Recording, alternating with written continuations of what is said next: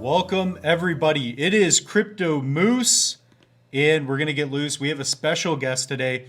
We've got Josh with Late Game Crypto. He's waiting in the waiting room, if that's what we want to call it. So we're going to be talking about Cornucopias. We're going to talk about Meld, of course, and other projects that he's got going on as well. So we're going to skip the traditional intro. Let's share Josh with you on screen. So Josh, how's it going? Do you want to talk about who you are, or what it is you do? No, I am the sole content creator of my YouTube channel over at Late Game Crypto.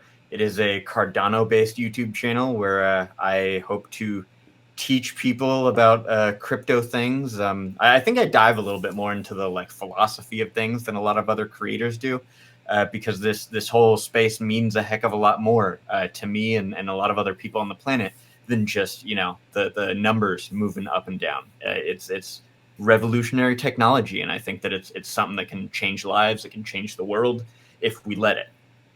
Yeah, that's true. That's one thing. I know, I think it was Fareed and you. I kind of met you guys around the same time.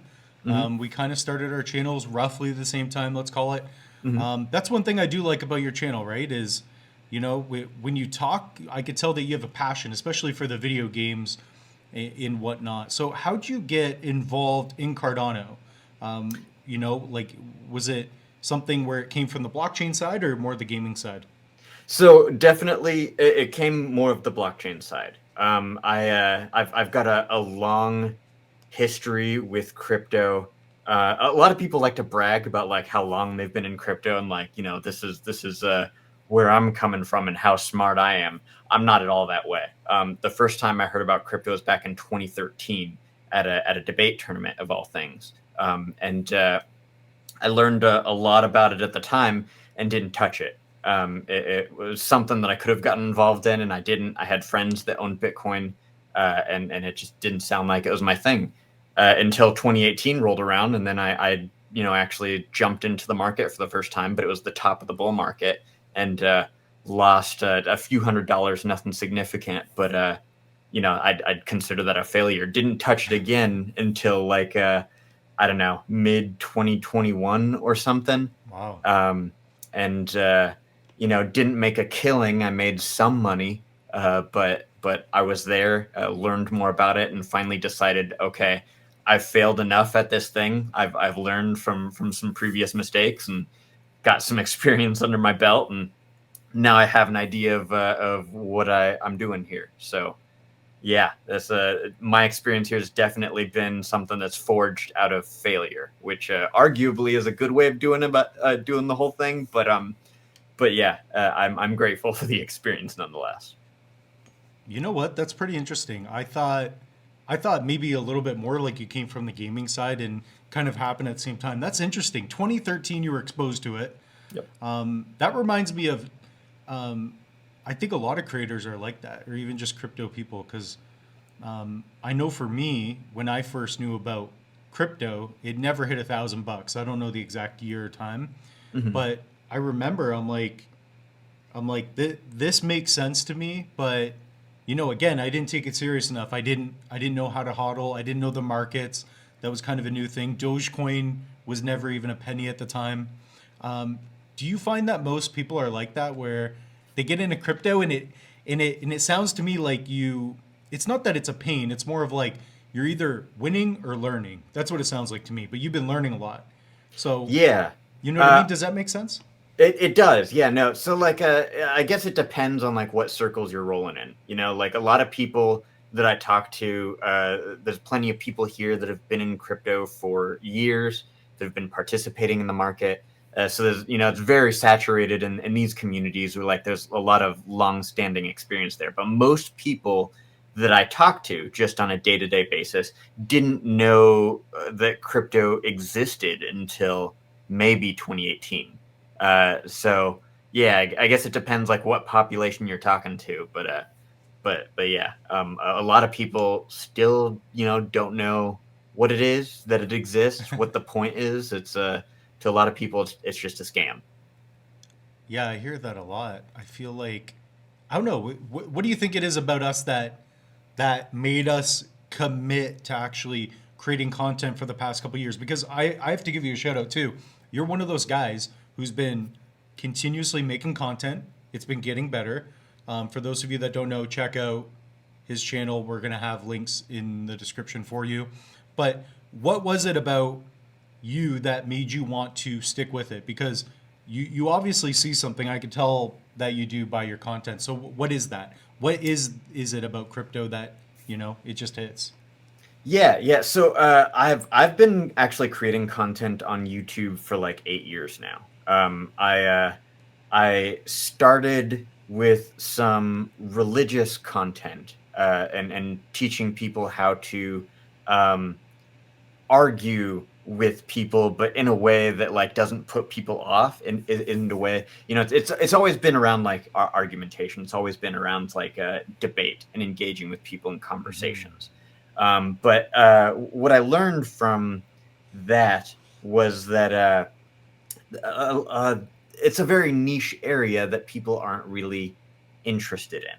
I did some gaming content between then and now, and then a couple of years ago I started this channel, and just like discussing it with my wife, and she realized that I talk a lot more about the crypto world and NFTs and blockchain than I do about philosophy and things of that nature. It turns out there's a real interest here, and I think we discovered it's because that I believe that this industry it can make a bigger impact on people's lives than anything that I was doing before. It can change people, whether you're talking from a financial perspective and like enabling financial freedom for people, or you're talking about just a utilitarian perspective of the solutions that are being created here for the realm of gaming, for the realm of ebooks, for the realm of music and finance. Like there's a bunch of revolutionary ideas that I can't shut up about. Like I'm too excited about, and decided that I'm so obsessed with learning about everything that's happening here.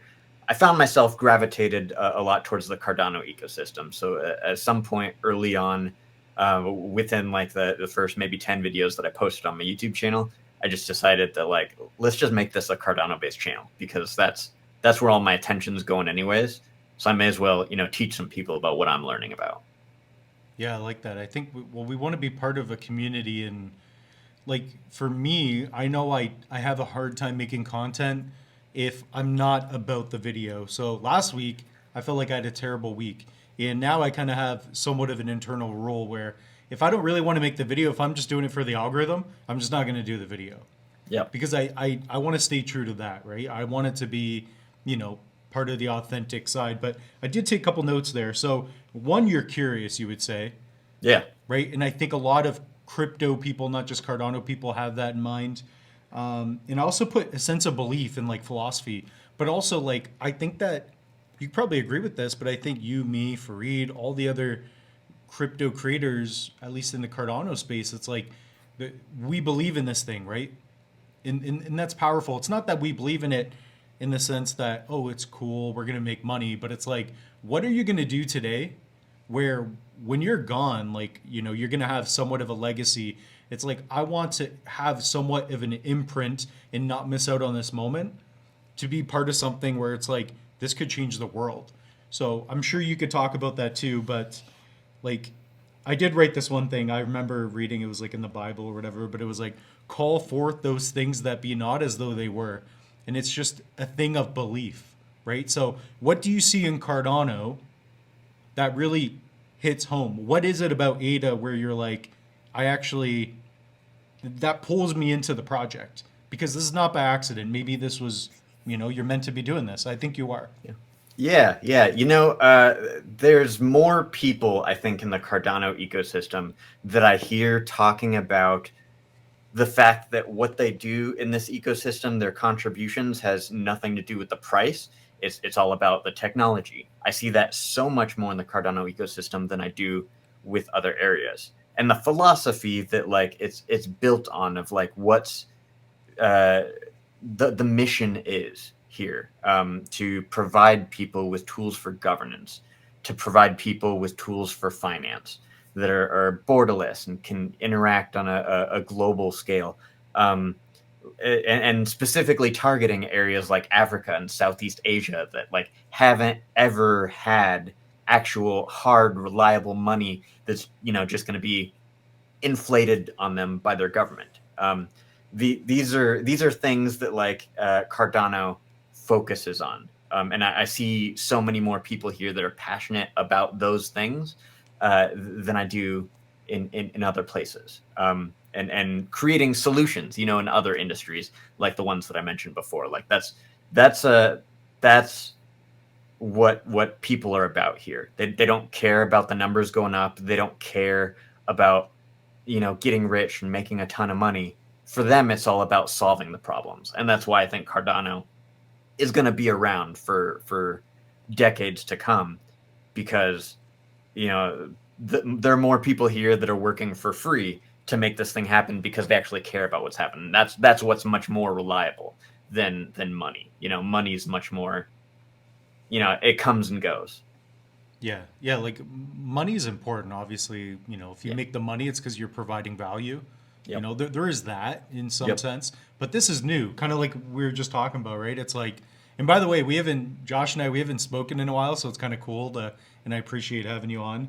Yeah. This is cool because, I think about that too. It's like when I get asked, whether it be family, relatives, those type of things, it's hard to just be like, this is a crypto token. It's a token that's managed, maintained on the blockchain. Cardano's its own chain, but it's more than that, right? Yep. It's something that is being built, and it's like, this is like, I can't think of ADA without a minimum of 5 years ahead. That's just me. And I assume you're definitely right up the alley. So let's get into some of the questions before we don't get to answer any of them. So Yeah. we know who you are. What are your 2024 goals? I didn't know how much you wanted to talk about what you shared with me before. I didn't know if that was something you wanted to share. But yeah, share with us your 2024 goals.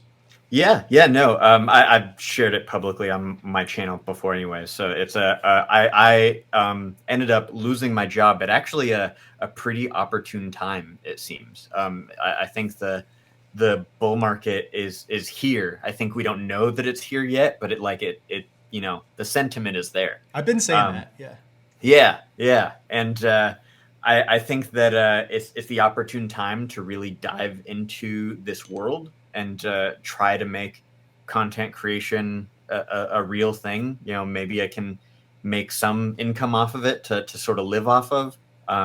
And if not, like maybe the crypto gains will be something that I can live off of.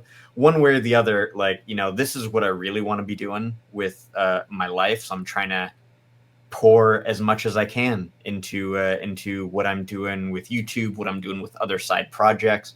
I'm gonna try and increase my my content output to maybe 3 or 4 videos per day or per week instead of the 2 that I'm doing currently. And yeah, just try to do what I can to get the word out there, inform people, just talk about economics and philosophy and try to keep people safe in this space, because it's the Wild West out there. Yeah, so talk about the scams. I know even in my wallet, I have I don't know if it's like on this Trezor, this wallet, it's got so many egregious NFTs on it, and like I created a wallet to get rid of them. So that's what I'm doing. What are your opinions on that? So how can people not only identify scams, but how can they get rid of them? Maybe we should talk about that. Somebody's got to do it. Yeah. Well, so there's some of the basic ways that traditional crypto has done things that I think also works on Cardano. It's not as big of a problem on Cardano, but it is still a problem. Using like a burner wallet whenever you're interacting with smart contract platforms as sort of like a layer of protection. Pete from Learn Cardano used the term condom wallet that I thought was really funny. And just like, that first layer of defense when you're interacting with stuff, just in case it is malicious, it doesn't impact all of your crypto assets. I think that's a strong practice. Using a hardware wallet, I think, is something that's a good layer of security that adds sort of like that two-factor authentication sort of layer to your assets. But there's a lot of products that are coming out pretty soon that I think are going to be really beneficial specifically to Cardano users. Cardano Shield is a project that was funded by Project Catalyst in this last round. They're very closely partnered with the GeroWallet, which is the most secure hot wallet in the Cardano ecosystem. Using tools that are being built by these teams, I think is really going to reduce the amount of scams that people fall for. So just pushing people that direction as much as possible is definitely one of the things that I'm going to be trying to do in this next bull market when people are flooding into the space. Yeah, and that's the thing. Like I haven't talked about it with too many people. It's hard to find people to talk about all this crypto stuff. So that's probably why we're producing some of the content, right? When it comes to scams, I guess we'll stay on it for a minute. Sure. You talk about you talk pretty highly about Gero. You pump the I'm kidding. No, but you did do you did do that one video, and I'm like, Yeah. dang, it did well. That was a great video. Thank you.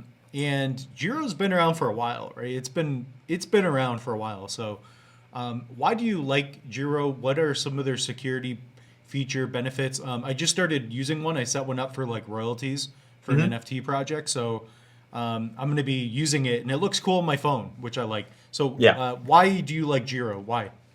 Yeah, so GeroWallet is the only hot wallet provider in Cardano that actually has a dedicated cybersecurity expert on their team, which is wild because I'm not a developer in any way, shape, or form. But like I've been told before that it is surprising a lot of the times how much developers miss when it comes to the cybersecurity side of things. So having that cybersecurity expert that's like actively looking for those things, looking for those vulnerabilities is like it's priceless. It's really a huge advantage that I guess a lot of other hot wallet providers don't value as much as GeroWallet does. And on the same side of that, they've also got user interface research that they're doing to really make those things seamless, like a true mass adoption wallet is what they're trying to build, and just the features that they've built in there that a lot of you wouldn't even notice really. Like they've got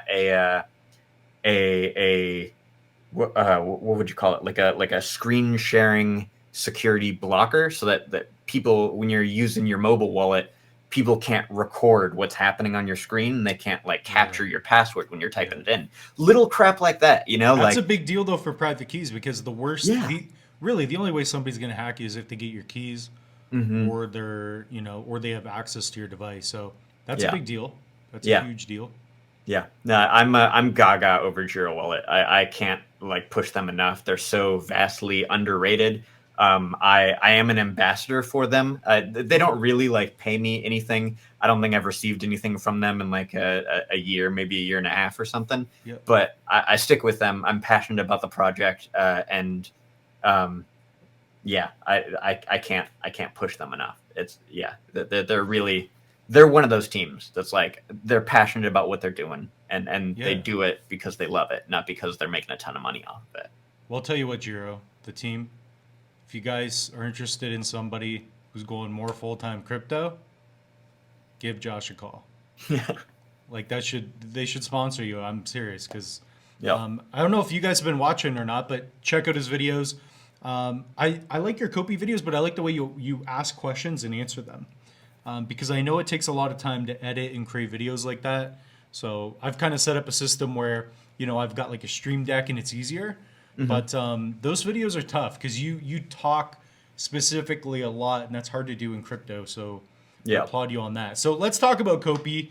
We're Yes. we are 20 minutes in now. So Cornucopias, what are your thoughts on the game? I know we're both bullish. Are you 70% holding Copi like I am, or are you going to talk me out of it? Yeah. Let me see here. Looking at my portfolio right now, I'm like 32% Oh, Copi. nice, Yeah. So dude. I'm very heavy Copi. Yeah, yeah. No, like I'm not joking. I'm like 70% now.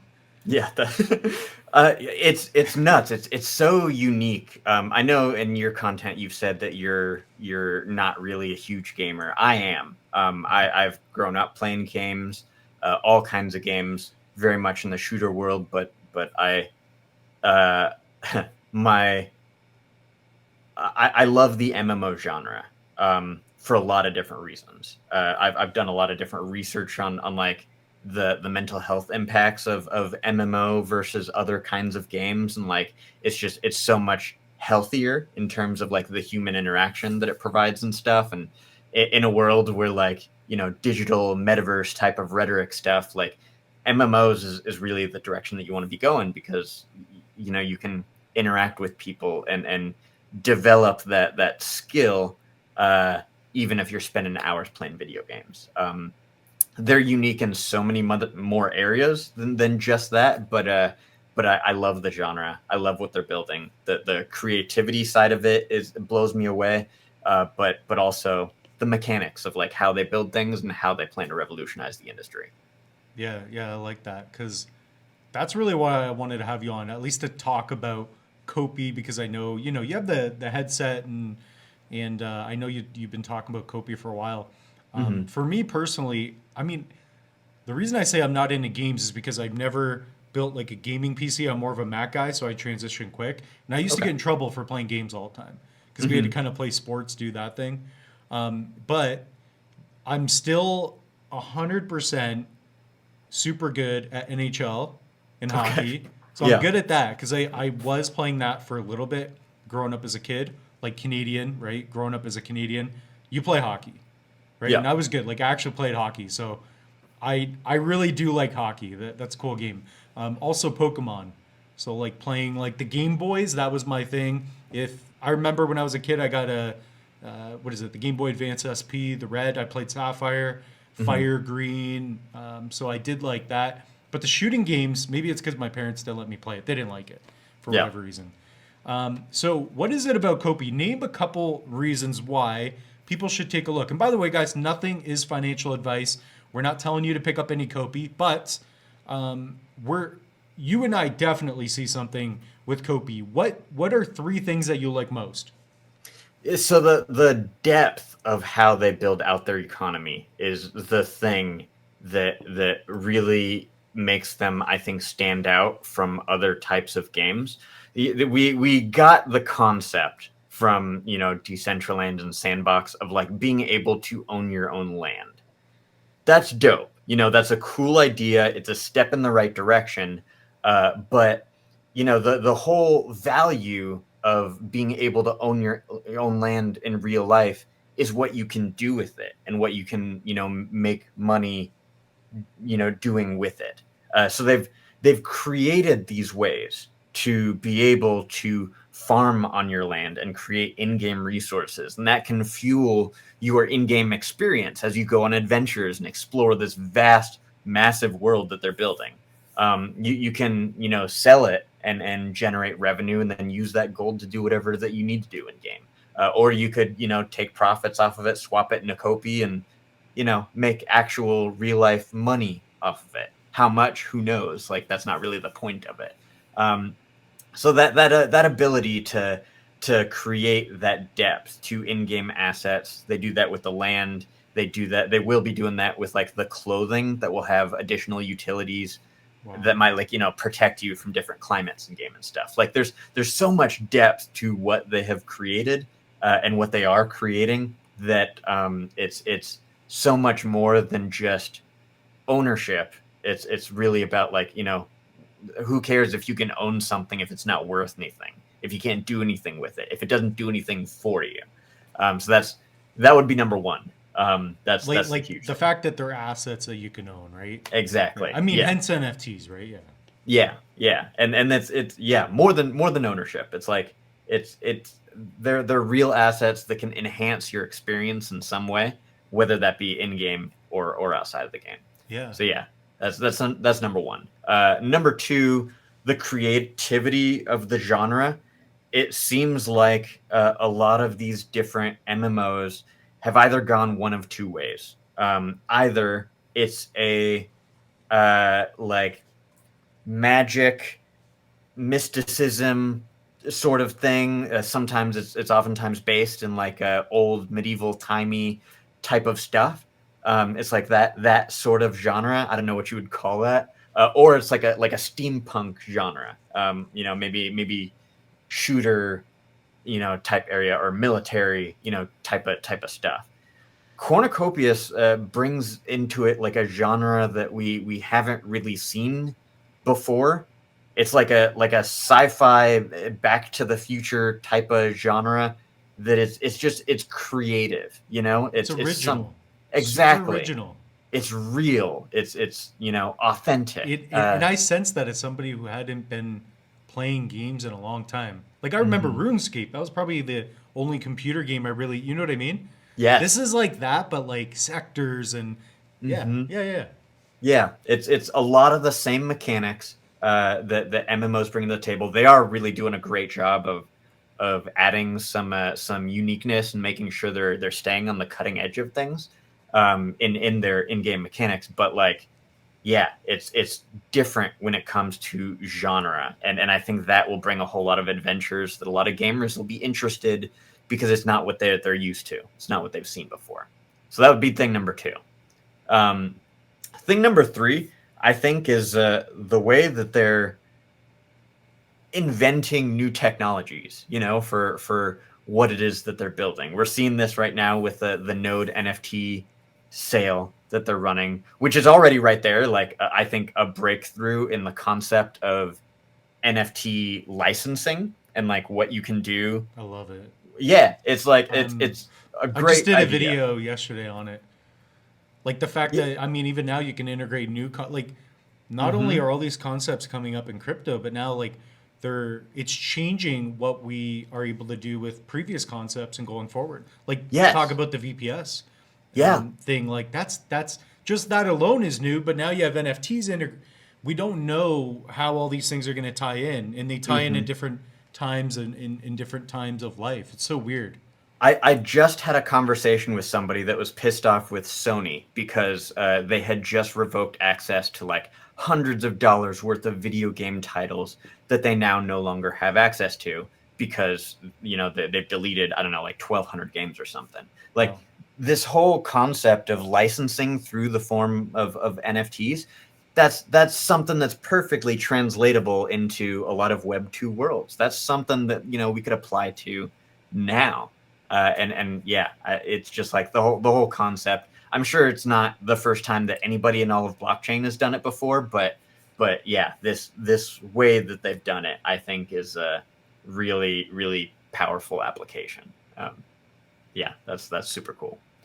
Uh, a thing that I'm on thing number three, right? Yeah, yeah, yeah, yeah. Yeah. Thing number three is basically I think you're kind of getting into it now, but Hmm. it's basically the idea of really, The the technology. technology, right? Hmm. Yeah, the technology, and we don't really know what it all means, right? Yeah, I yeah, don't no, think we do. we don't know where it could go. We don't know what applications it could be used for. Just this, simple concept, I think, is really huge Yeah, for the industry of video games altogether. But they're coming out with all kinds of other technologies and making sure that they're using all of the most modern technologies available to them it's today, wild. and they're pushing it further than that. You know what I Yeah, mean? and they're It's so it's wild. transparent. Like, Yeah. I'm sure you watch all the Copi cafes, but Oh what are yeah. your thoughts on those? Like, I love seeing those. I watch that, and I'm like, okay, I love this. Hmm. Like, why aren't more people watching this? I feel like there's not even enough views. It's brilliant, actually. It's the most effective way, I think, to do marketing. The whole reason that I'm here in the industry of YouTube is to help get information out like that, and uh, companies are they're trying to get more in touch with influencer marketing, because the type of content is just so much more engaging and convincing for people when they can see somebody sitting in front of you talking. It's personable. It's engaging. There's somebody that you can connect with that's like trying to tell you about a thing, and that passion really translate in the form of video. So yeah, it also creates better brand loyalty. So that what they're doing with Copi Cafe is like, it's not just amazing for Cardano. It's amazing for like all of blockchain, the way that they're doing things, and like founders of projects sit before you every single week and give Every you week, updates for basically. things. Yeah, that's unheard of, I think, in not just crypto, but like everywhere. This is it's really brilliant the way that they're doing it. But that's the thing though, like we don't know the impact of what we have. Like even when I started this, like I know from my perspective, when I started Crypto Moose, I'm like, who wants to listen to this? Like I know a lot more now, but even now, like I don't know how to code. I'm not, I really know I'm limited by what I do know, but I've been listening a lot. And by doing it, you kind of learn a lot more too. I like that. I think even for example, I would like to see other founders of projects. That's a good point, like of Meld. I'd like to see them be crushing it more on YouTube because I think they were for a while and maybe Yeah. they stopped. So Hmm. yeah, anything else on Copi that you want to hit on? Anything that's come out that you like? Did you mint any nodes? I have 7. I didn't know Hmm. if I wanted to get 50. So how about you? I minted one because I know that there are perks that I want to get out of it, but I expect the Copi token to take off from this point on far more than the nodes I think will between now and Yeah. July. So I put a bunch that I would have used to purchase Copi nodes, and I put it into Copi tokens, and we'll see how that takes off. And like, if Copi goes up to, gosh, I don't know, I'm just gonna throw a number out there, like a dollar 40 or something. Yeah. It not impossible, but like if No, that's possible. yeah, if it goes to something like that, that translates pretty well to like the higher tiers of the nodes that are worth like $1,000 or something. Yeah. You'll still be able to get the amount of tokens out of it than what you sell if you own Copi. So that's why I put a bunch into Copi, and I'm gonna try and make that like a little bit more equitable in terms of like how much Copi I expect to get out of the nodes in the first year. And that's interesting because actually I love that video. I didn't know the title. Maybe we could add it in the description. Yeah. But that was a cool video because when you made that video and I watched it, I'm like, this is what I'm thinking right now too. I'm like, do I want to spend all my ADA and pick up these nodes, or do I just want to get the token? Because the token was I don't know what it was, but I know it ran up, and I'm like, wait, do I get the token or the node? Because you're gonna have to delay 5-6 months. It's not till what, July 24th, I think, is the date where they get Yep. distributed the nodes. So yeah, when you made that video, I was like, dang, like this Josh guy is like, he's thinking the way I am, at least at that particular moment. That was cool. Hmm. Yeah, that's interesting because even for me too, I'm like, I don't think we're gonna see a 7 cent Kopi, a year from now. Yeah. Actually, I mean, not to do a price prediction, but do you see Kopi going like to $1 by summer, or like, what do you think Kopi could do? We already talked So about this is not financial advice.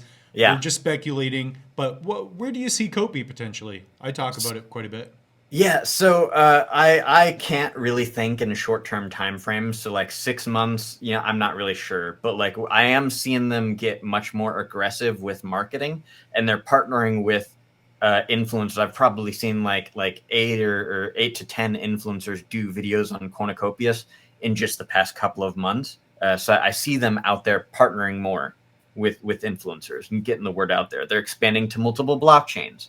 They're on Ethereum, and they're going to do an Ethereum node NFT sale, and they're going to do an Ethereum vehicle NFT sale, and that's going to get more people excited. So like, I don't know exactly where it could be in 6 months time, but I did do a Copi price prediction video where I said that I think that it could 250x from where it was at that point. But I don't know if I remember correctly. I think that put it somewhere in the ballpark of like a $7 to $10 Copi. Wow. So that's where I think it could go potentially in this next bull market, just based on Yeah. the level of aggression that they're taking and the level of awareness that they're already showing signs of right now. And that's wild, but like that's the thing, man. Like we underestimate our short-term thinking and sorry, no. We overlook our short term, but we underestimate our long term usually, Mm-hmm. right? Because Copi could do that. Now, I wouldn't be shocked. Again, this is something where we don't know for sure what's going to happen. Mm-hmm. But based on other projects, like I talk about it all the time, but it's true. It's like I look at Sandbox and I'm like, why is this worth so much? Similar tokenomics, etc. You look at Copi, it's like this is like not Ready Player One, but it's like it's closer to that than other projects. Mm-hmm. Like, am I missing something here? Like, I know when something's good or not. Like, I'm huge into sports card. I just got like a Charizard back, like PSA 8 and stuff, and I make Mm-hmm. predictions. So like, I have an idea of like kind of what's good or what's not. I like to think sometimes, and there's something about Copi where I'm like, I think it's just so obvious.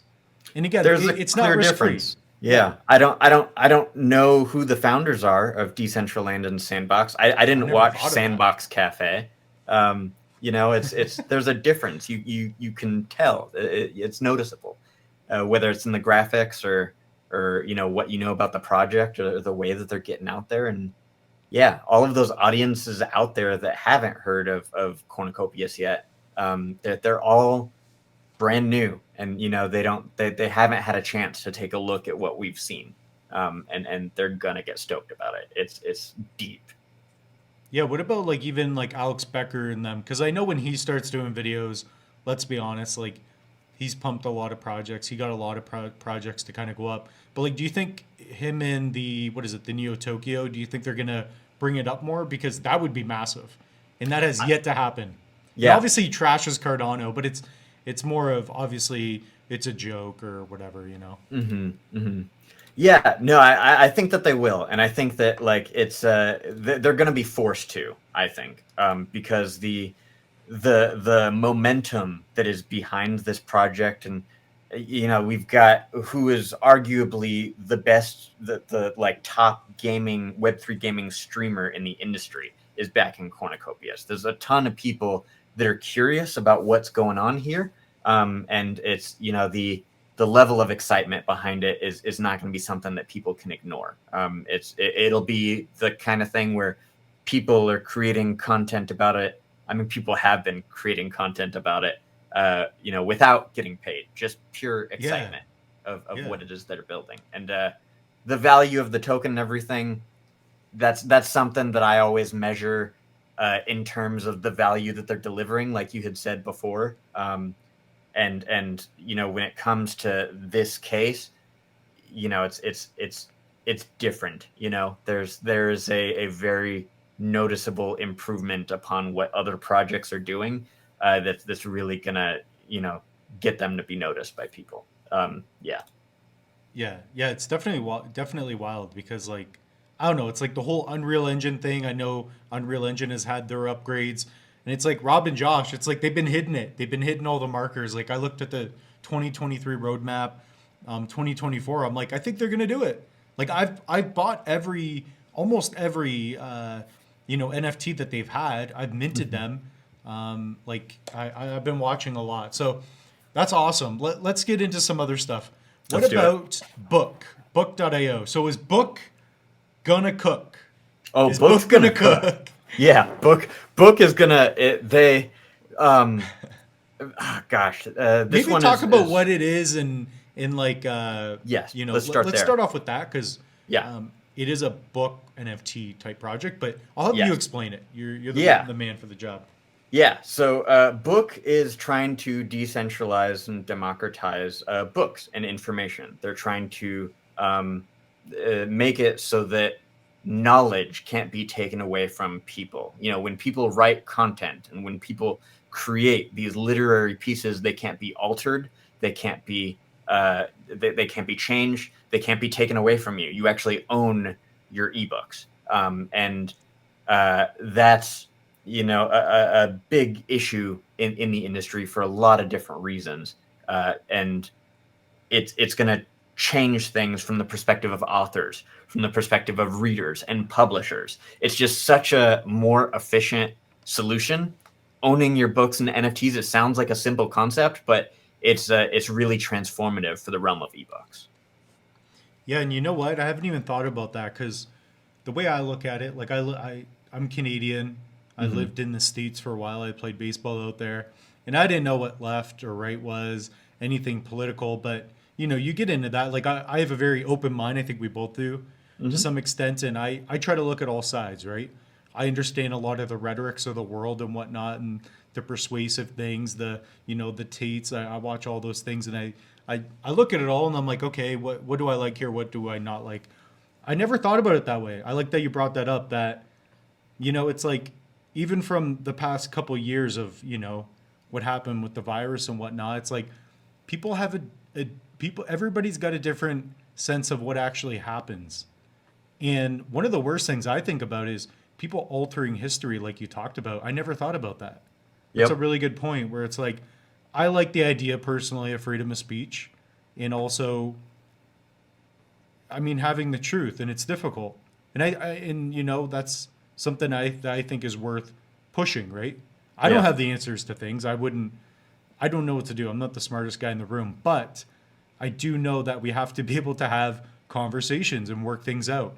So do you think book.io could maybe play a bigger role in that than what I even thought about before you brought that up? I never thought about that because Yeah, no, blockchain's that's it's powerful for that. absolutely it's the core of their intention. I had the privilege of being able to watch Joshua Stone live give a presentation on the works of Friedrich Nietzsche, who Yeah. very early on came up with a lot of concepts that were meant for just human beings to better understand philosophies of how they understand the world, and because his works, like the ownership over his works and the rights to everything, went beyond his own life.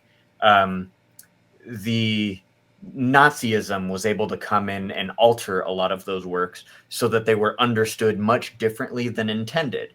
And that drove a lot of the Nazi movement.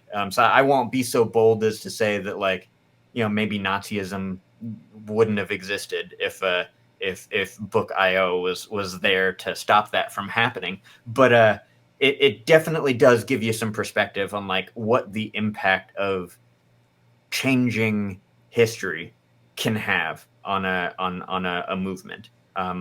And yeah, it's important to preserve that. So that's really what they're passionate about. That's the core of their intention, and they've got a lot of really powerful backers behind them. So I have all confidence in Book.io. They're really gonna do well. I respect them a lot. Yeah, I like that. And even when you think about just it's really got my gears going with crypto because I've been thinking about it. It's like there's so much to crypto that's beyond just a token. It's not just a native Cardano token. It's not just about the idea of being multi-chain, having all this interoperability, but like the blockchain itself, where you can prove ownership, and through policy IDs and with NFTs, right? You have specific asset ID numbers. Hey, I wrote that. Whatever book that is, I didn't do that. And that's powerful. That's important. Because Hmm. even now, like you're getting into, the video world, us being creatives, like I think about, man, somebody's gonna take some of my videos. Like I have a lot of videos. They're gonna have me say something, and I'm gonna be like, how am I gonna verify that I said that? Yep. Right? Yep. Because images are going to look so good, especially with the way that technology is going. So, For do you think sure. that's going to play a major role, blockchain with videos in particular, especially with the deep fakes and whatnot? Because it kind Hmm. of creeps me out. And it's probably not even going to be humans doing it. Who knows? Yeah, it feels like a relatively new problem, but it's a growing problem. I still keep seeing ads on other people's YouTube channels of Michael Saylor telling me about this 100,000 ETH giveaway that they're running. It's a rapidly growing problem, and what blockchain adds to the conversation, what it adds is verification and immutability and the ability to have things unchanging in a verifiable way. So yeah, I think that blockchain does bring like those solutions to that problem. I guess it's just a matter of how quickly those solutions are going to be able to develop. Yeah, no, I like that a lot. Yeah, that's a big conversation, guys. Definitely comment down below.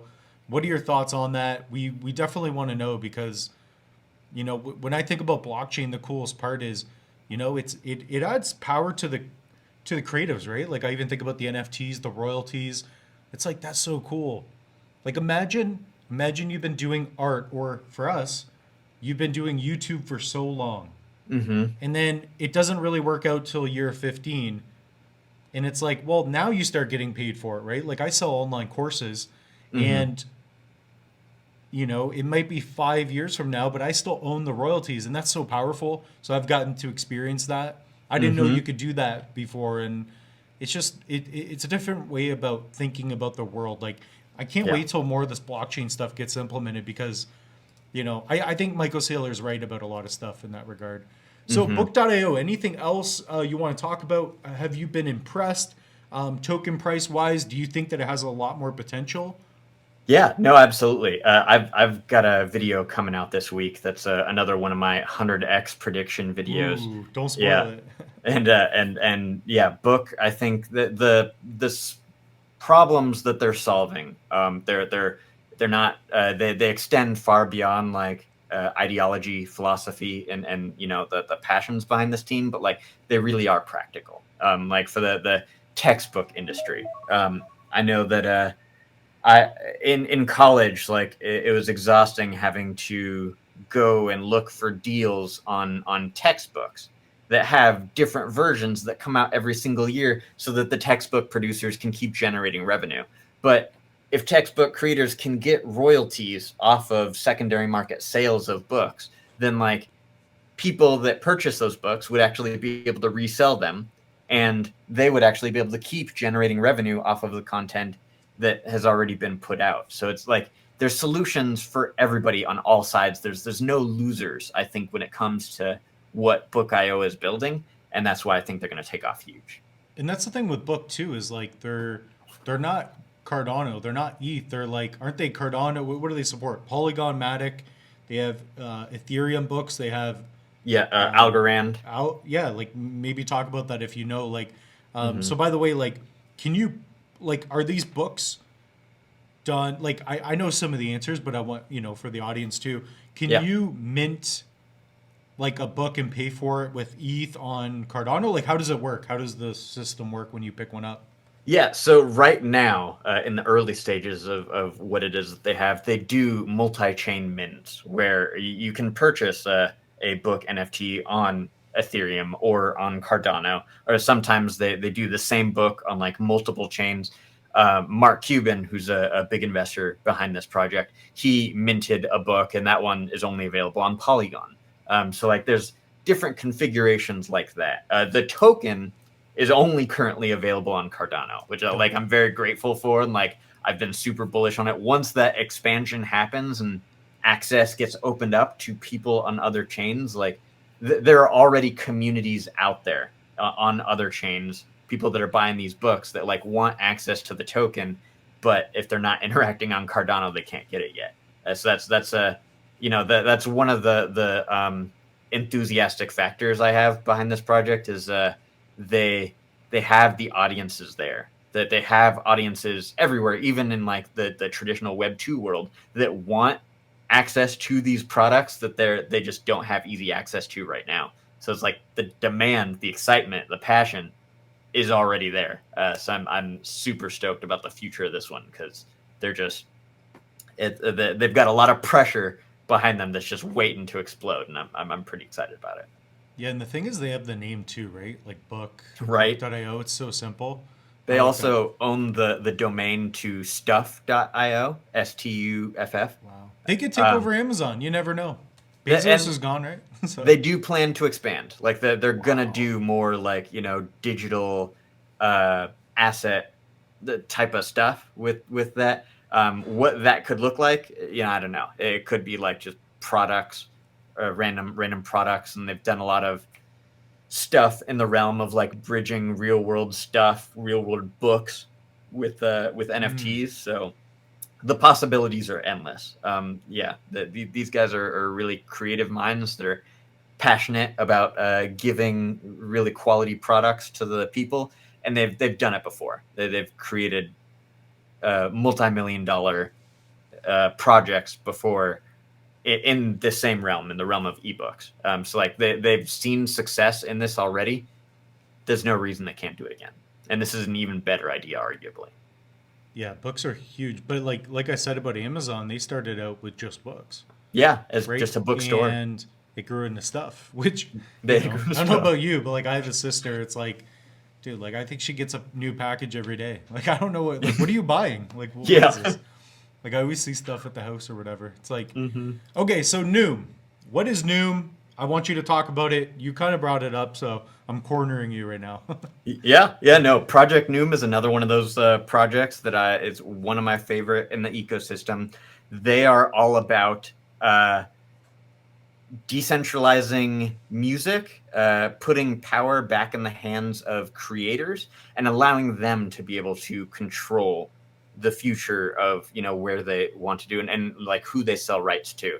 They're starting with the concept of enabling people to sell the rights to royalties to the music. So they're multi-platform. They go and they post artists' music to different stuff like Spotify, Apple Music, and all that. All of that generates a revenue. It generates royalties. Who owns what proportion of those royalties is put into NFTs? So they're distributed evenly between the NFT shares of those royalty rights, and those royalties are airdropped to you, whoever owns those NFTs. So that's the concept that they're starting with, but they're working on so much more than that. They want to get into ticketing. They want to get into music management stuff. Like they want to create this full suite of music industry run on blockchain in a way where artists are the ones that actually control it. So they're really bent on like putting the power back into the hands of music artists, so that maybe we might see some like good music art being created again. Dude, this is why we brought you on. So guys, comment down below. Josh is on point here. Obviously, that's great. And music's huge, right? Like when you think about what are some of the biggest things in the world, books, music, finance that we're getting into. I like that. So guys, check out NEWM. Do your own research. They've been around. Like I kind of know what their logo looks like. I don't know. It's one of those things where you got to pick. I pick five. I'd rather be good at five things in crypto than like 100 of them, and I don't know what to do. Right.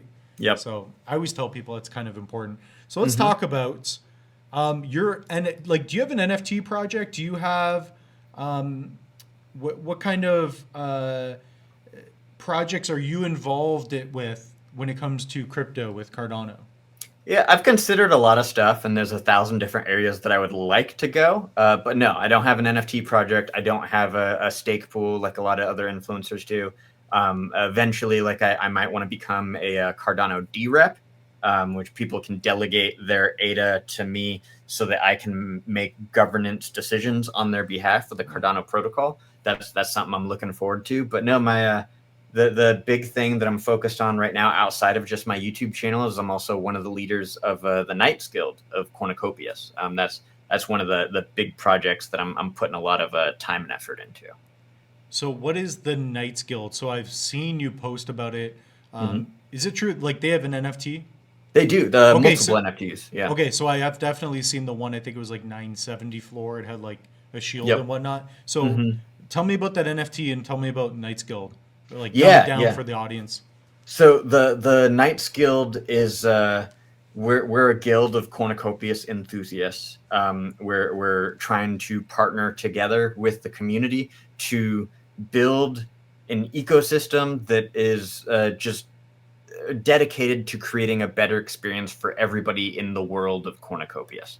So those different NFTs, they represent different Cornucopias assets. Those Shield NFTs and also the Gauntlet NFTs that we minted a little bit more recently, those represent two different pools of Cornucopias land assets. So if I remember correctly, we're like the second most and fourth most. They're two separate wallets, holders of Cornucopias land assets. Wow. And we plan on taking those land assets and using them to create different things in the Cornucopias metaverse, whether it be creating resource outputs so that we can, make sure that Cornucopias has what it needs to supply the food that is needed or supply the different resources. We will also want to provide people with places that they can sleep, so they don't have to go all the way back to their home bubble, and they can continue exploring the rest of the Cornucopias metaverse whenever they want to get back on to the Cornucopias game. Doing these different things and producing things that we can just partner as a whole, as a guild of people to be able to make an impact on the future of this game. That's what they're dedicated to. Yeah, that's sweet. So it's not like you're like you're not like the 1%, right? Of the Cornucopias world. No, I don't believe so. That's funny. No, that sounds awesome. I mean, it's going to be about community. I never thought about. I had the idea, but I wanted to cover it on the channel because I thought about that's really cool, right? Like you have somewhat of like a community where you can, really have a nice. I guess how would you put it? You would have like a nice synergy together where you guys can like, really affect the game, right? And do well in the game. That's really cool. I like that. That's exciting. So I've never been a part of something like that in a game. So that's cool. I like that.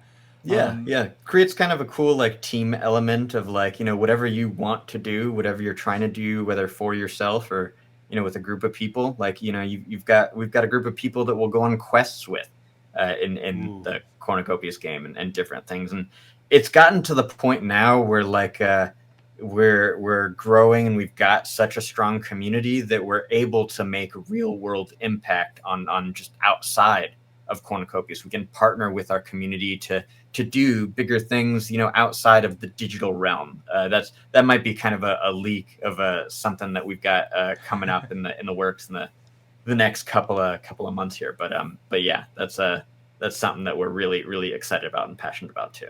So is there a way that somebody can get into that? Like how can you get involved? Like how can you become it? Like would you be a member? Yeah. So there's no membership requirements in terms of like you don't have to own an NFT to be a part of what we've got going on, to be a part of the community, to be like a member of the guild. Just join our Discord, interact with people, get connected with the community that we have going on there. If you do have a Cornucopias NFT and you've got early access to the game right now, then we play every week and go in there and we just race whatever vehicle NFTs we have, or one of the free ones, the T1s that are available out there. Nice. It's no requirement like that. If you want like a little bit more out of it and you'd like a slice of the pie, you can own one of our Knights Guild NFTs, and whatever revenue that we produce from that, our guild members own a portion of that revenue. So is that right? So if I pick up one of the NFTs, which one would you pick up?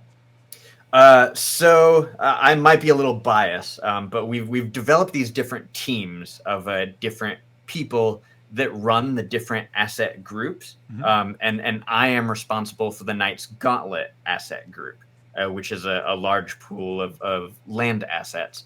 And I'm going to be working with the guild as a team to figure out the strategy for generating revenue there. But, that's going to be something that I'm really endowed with the responsibility of running. So yeah, that would be something. But we're working on this thing that's called the Full Night NFT, where if you own at least one of all of the assets that we will mint in the future of the Knights Guild, which overall will be 12.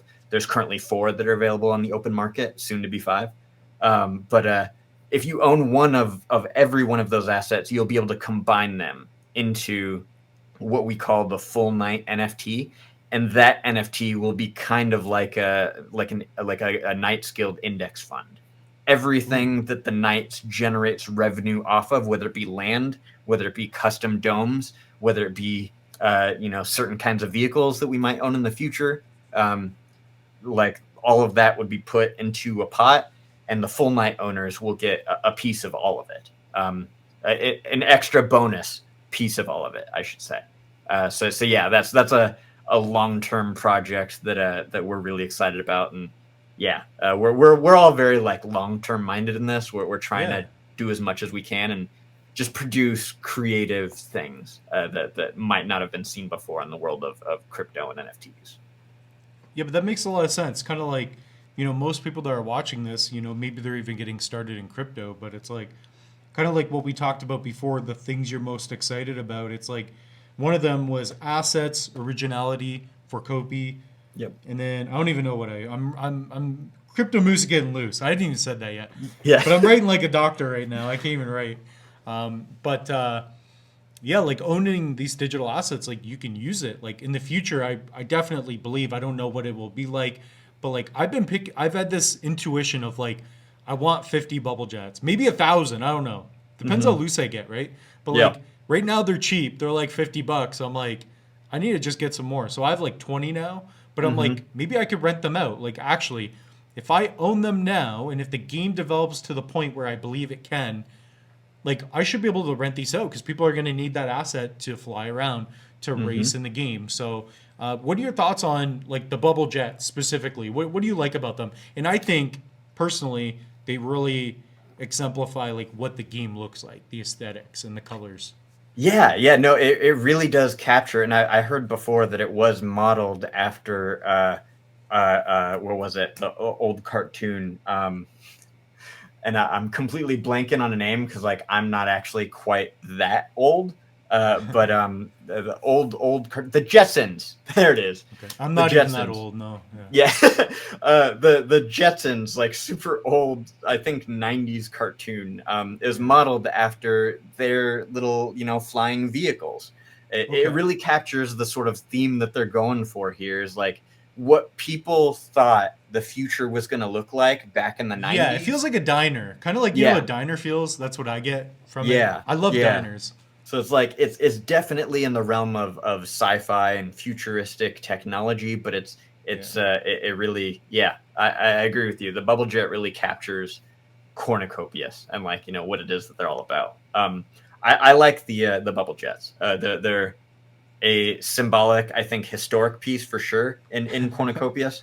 They are a Class C vehicle, so it's in like one of the lower, slower classes, which a lot of people I think are actually going to want to be racing because the Cornucopias racing game is hard. Like it's like esports level. There's a level of difficulty to it that like so I think people are going to want to get in at some of those little lower class, slower type of races. But I think definitely the Bubblejett is probably the best vehicle asset right now that's good for transporting yourself from zone to zone. It's got the best cargo, and you can fit more passengers in it, I think.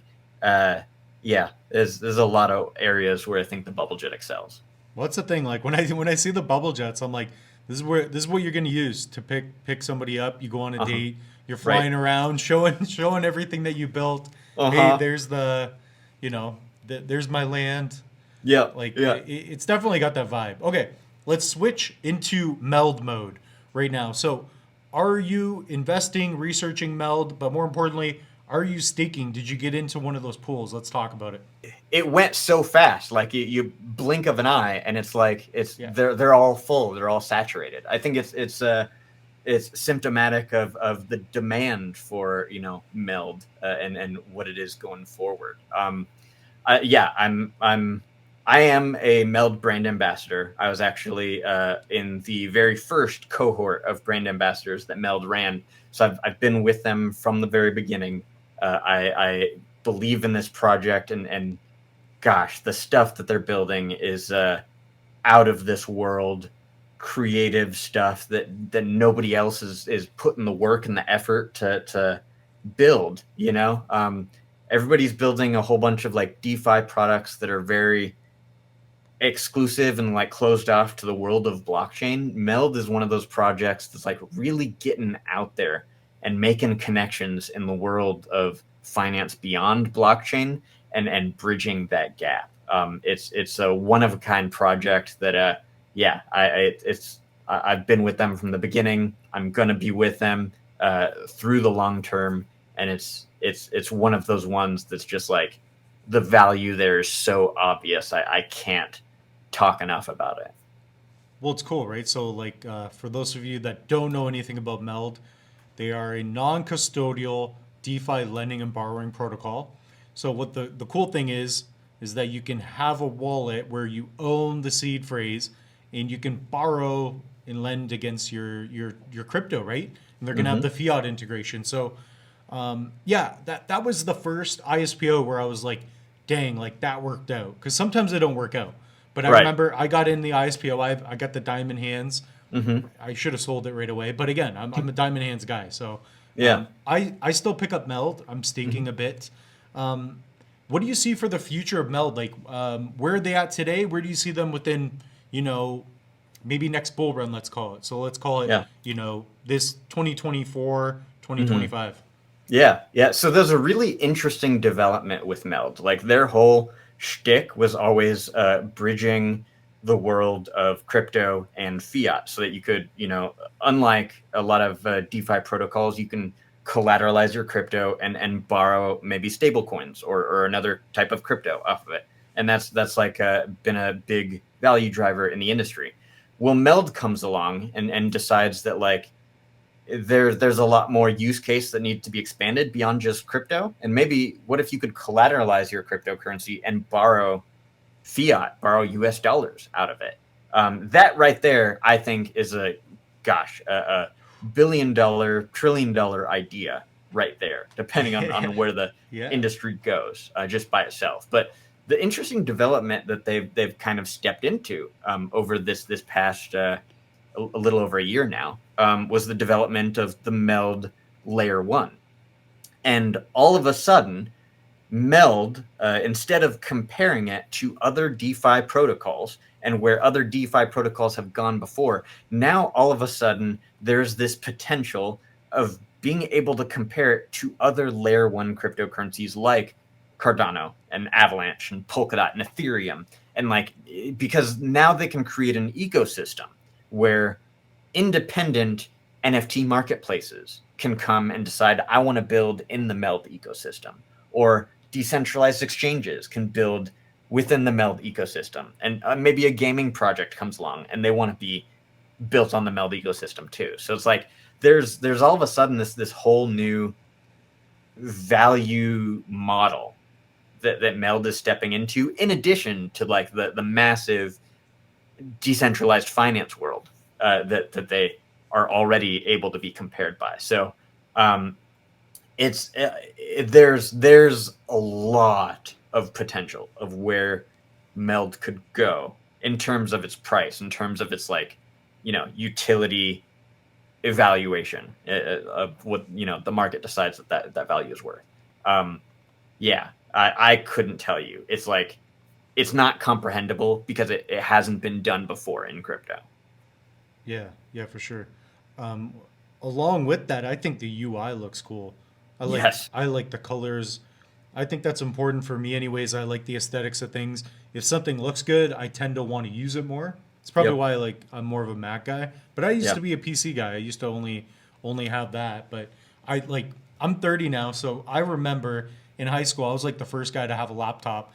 I was corn detasseling all summer, so I basically grew up on a farm, so I worked all the time and I did corn detasseling and I saved up, bought like the first MacBook, and I'm like, this is something cool. But like I kind of get that feeling and vibes with Meld. Like I look into it more. Again, I've been listening a lot, and I think the idea of Meld, Ken had that idea. The founder, right? He had the idea a long time ago. I saw like that business card thing he posted, and it said Meld. I think he bought Meld.com years ago. Mhm. So it's pretty interesting. And the people that build and work with Meld, like they're invested. Like they, at least that's what I've heard in the spaces before, is they're like, I put my money in this. That's how Yeah. much I believe in this. So, like, do you think right now that Meld, like this is going to be a moment right now, we're January 21st, 2024. Do you think people will look back and be like, how did I miss this? Like, why didn't I get into these things? No, no. I think there's going to be a lot of regret, because I think that there's lots of people that they look at Meld and they don't think much of it. People in this industry, surprisingly, like whether you're just an average crypto user or even like at the influencer level, people don't read the literature that is out there, and it's so revealing of like how transformative some people's ideas can be. And there's so much stuff in the Meld white paper that they've got ideas in there that for some reason people just aren't realizing is like the value in it. They've got this concept called the genius loan, that is essentially like a self-paying loan. It's essentially a negative interest loan, so that the amount of money that you have to pay towards the loan is not going to add up to the amount of money that you borrowed. So you're getting free money off of that. That idea right there from the very beginning, I think, has been one of the biggest mind-blowing value drivers that people have seen in Meld, at least for those that have actually read the literature. So yeah, Meld is out there, and there's some awareness of what's going on, and there's some people that have decided not to get involved in Meld and chose other projects instead. I think there's going to be a lot of regret on the side of those people that they didn't take a deeper look or realize what it was that was actually happening here. Yeah, it's a good point. I hope people do have regret, because that means that the Moose is going to do really well. Like Yeah. I believe in it. Yeah. And it is funny because I talk about it a lot. Like I don't read a lot. I'm starting to read more now. Hmm. But Meld is that one white paper where I went through it. I don't know if it was the white or light paper. It was called the white paper, I think. They've Yeah. done a couple versions now. But Yep. I went through that before the ISPO, and I remember calling my buddy Will. I'm like, dude, we got to talk about this. Like, and then he's telling me about this, and he's just getting into crypto. And I'm like, dude, this is so profound. This is cool. Like, to do transactions, have them, have your crypto be converted to fiat upon transactions, things like that. I think about. I'm like, that is astounding. And then the neobank, that's a kind of a different side of it. But Right. what about the NFTs and the time bomb idea? Because I heard about that. That is really cool. Because even right now, I did the 6-month liquid staking. So, I can get in and out if the price goes up dramatically. But I also did the 1 year. So those are like NFTs. Let's talk about that. Actually, I don't know if they're NFTs, but they look like it. I wasn't 100% sure. Maybe you Yeah. can talk about that more. The whole concept of NFT bonds that represent your different crypto assets, like that's pretty huge. There's some other projects that have been playing around with that similar concept of like being able to have your loans represented in the form of NFTs, so that you can maybe sell those positions later on if you decide that you want to de-risk from that. It's really cool that they've brought a more comprehensive look to that, and they've brought that concept to something as simple as locked staking. I think that's really, really cool, and I think symptomatic of how they plan to like utilize a lot of technology in different facets of what they're trying to build. It's not just lending and borrowing. This is going to be an ecosystem thing, and they're really pushing it and trying to, just like Cornucopias, stay on the cutting edge of that technology and use it to the best of its utility, the best of the possibilities that are enabled there. Yeah, dude, that's awesome. I think Meld is sweet. Like for me, I think it's a top three. I have more Meld than I do Bitcoin, so like it's one of those things. There's it's risk and reward, but the ratio, it's just there's so much potential upside, and I feel like you can minimize the downside. I just think it's worth it. Mm-hmm. Um, Okay, so I have basically two questions left, then we'll wrap it up. All right. So, okay, market volatility. I wrote that down, but specifically, okay, you have been in the space when it was a terrible time to be doing videos, in the Yep. sense that the market sucked. Mm-hmm. How do you deal with market volatility? I talk about it kind of as a joke, but I am pretty serious. I literally cried in my car, basically. I joke around like a little Mm-hmm. bit, but I do remember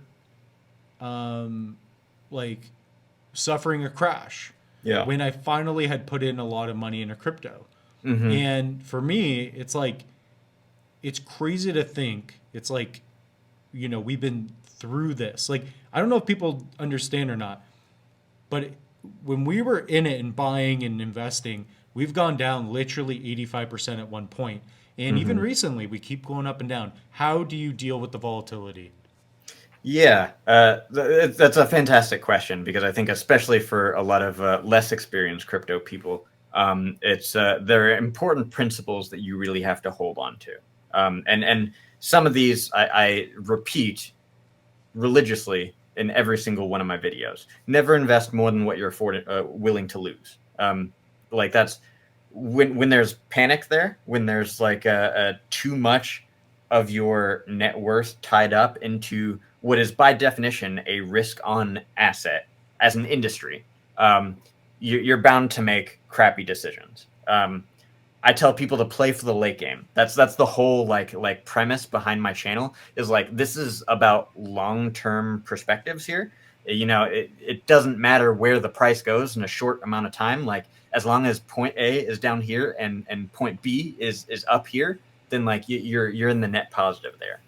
However long that takes, and typically 4 years is a pretty good time horizon for people to be paying attention to. So that would be another one of those principles. But one of the things that I don't repeat in my videos that I in practice and I tell people in personal conversations is you really have to actually believe in what it is that's being built. And despite what price does, because volatility is going to happen, things are going to go down, things are going to go up like crazy, and it's all going to be temporary. It's changing second by second, no matter what you do. So if you really believe in what it is that's being built, you're not paying attention to price, and you believe that there's a solution here that people will use, the value will increase because that's all that price is really supposed to be. Is it's a representation of the value that is delivered. It's a representation of the utility of the solutions that are built. So if you believe that there are problems being solved, that are solutions being built, and that people will use that, then you don't need to worry about the short-term price changes. It literally doesn't matter. Yeah, I love what you just said there. And by the way, everybody, like that is really good feedback. That is really good. The first one, I mean, the moose gets loose, so he's gonna put in more than what. I mean, I don't even know what he's gonna do. I have to deal with this guy. The moose gets loose, dude. I can't handle it. Too Now, loose. yeah. Honestly, like, dude, 70% Copi. Like, what are you doing, man? Like, you got like 95,000. No, I'm kidding. You have a lot. I have a lot in crypto. So, late game. I like that. I never thought about your channel name as late game crypto. It's playing the long game. So that's something that I've been good at least with crypto, because again, it's kind of like Copi, right? It was at 12 cents. I mean, maybe we'll talk about the stablecoin issue. Is like, I also don't want to pay a DEX to get in and out of a position. It's like $800 when you're playing with something over 25,000, right? It adds up quick, Right. together. So yeah, like having a long-term mindset, that is so important. And I think being in the space, at least for me, I used to have some ETH, got rid of it, didn't know what it was. That hurts, like not bad pain. I learned from it, but understanding, you really only understand some things when you get hit by it. So that's good. In belief, we've talked about that, especially at the beginning. Is like, yeah, it's a good point, because even for me, I know Cornucopias in particular, we don't know where the token price is going to go. It's super speculative, right? Yep. This is brand new, right? My goodness. But on that point, it's like Copi goes to 13 cents, it drops down to like 7, let's call it, just for random numbers. Sure. Pretty close actually.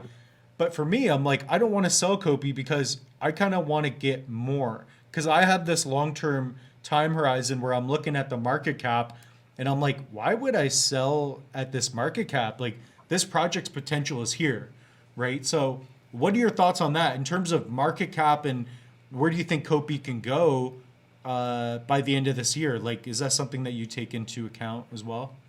Yeah. So it actually impacts my own personal life and how I make spending decisions and stuff. I cannot, for the life of me, spend like $5 on a Starbucks because I don't perceive that $5 as $5.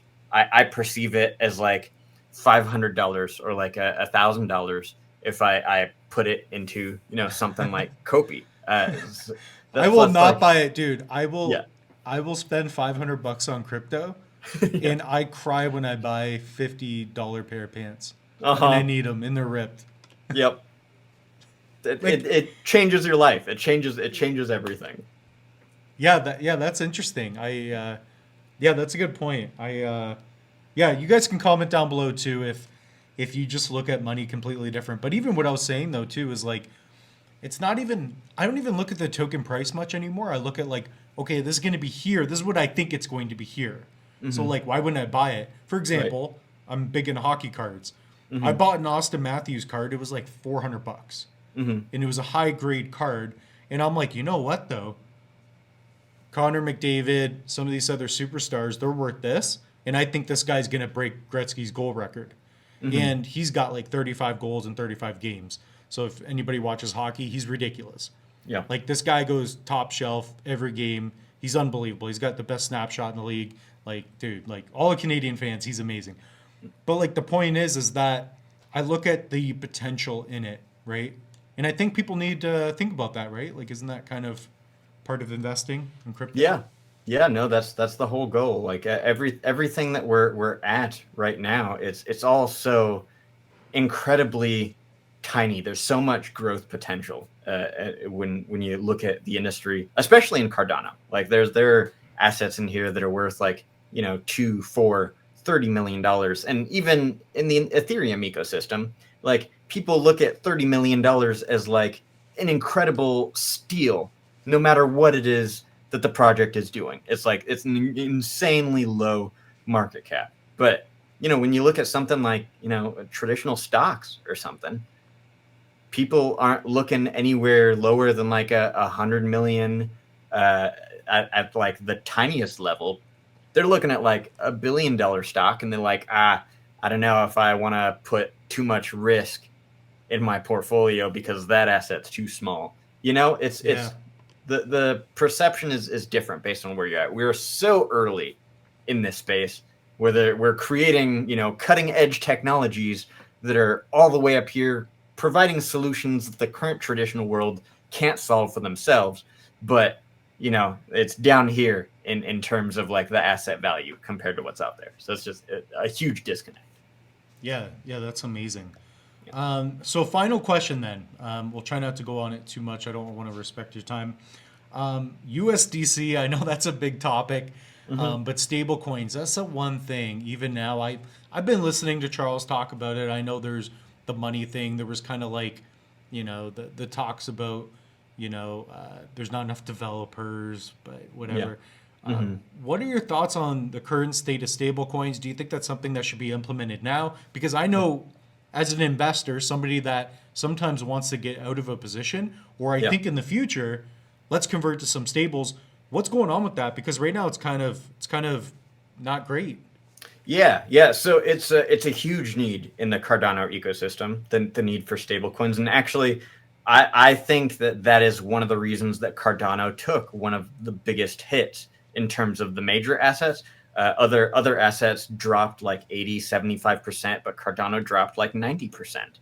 And I think the reason for that is that they didn't have an on-chain stablecoin that people could put their value into. They had to take that value over to the centralized exchanges and dump a bunch of it en masse into stable coins like USDC and USDT.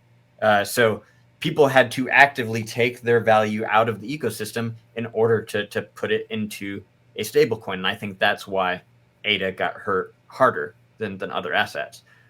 So, the development of a stablecoin within the Cardano ecosystem would change that from happening. Not only would it, I think, attract a lot of liquidity in the ecosystem where people can actually more safely get access to assets that the rest of the mainstream crypto doesn't have access to because they're mainly on Cardano.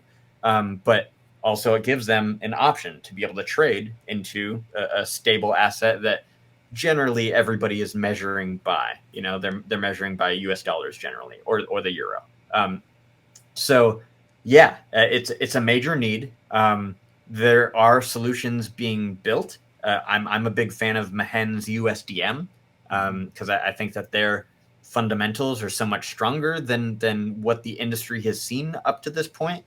And I'm not like starkly against bringing USDC to Cardano. I put out a video on my channel about why it would be a bad idea, but it's really all about the ridiculous cost that they're charging for it. They want somewhere upwards of $10 million or more to be able to integrate on Cardano, and that's just, it sounds like an absurd deal to me. I'm not convinced that it costs $10 million in labor in order to make that thing happen.